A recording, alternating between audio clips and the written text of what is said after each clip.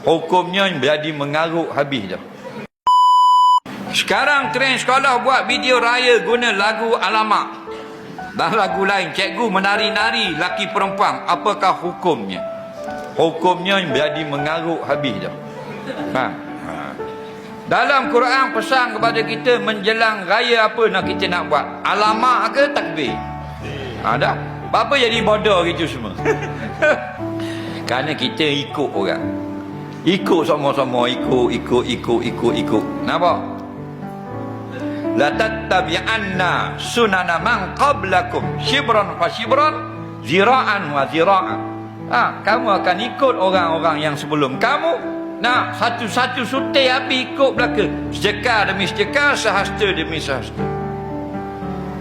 Hatta law dakhalu juhra dabbin tabi'tumuhum. Sampai kalau orang yang kamu ikut itu masuk dalam lubang biawak pun, kamu habis masuk dalam lubang biawak belaka. Nampak? Itu hadis lah tu. Bukan tak boleh ikut yang molek. Allah pesan dah kepada kita bila raya kat gi walitukabbirullaha ala ma hadakum.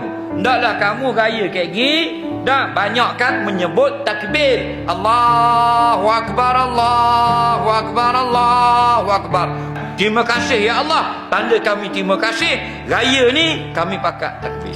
Jelas lagi. Nampak? Jadi kita tak rumah orang yang beriman Allahu akbar, Allahu akbar, Allahu akbar.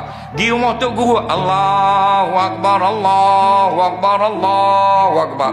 Di rumah kita alamak. Lagi main alamak lama dah. Satu lagi trend berjoget ni. Berjoget ni, boleh duit raya berjoget ataupun macam-macam trend.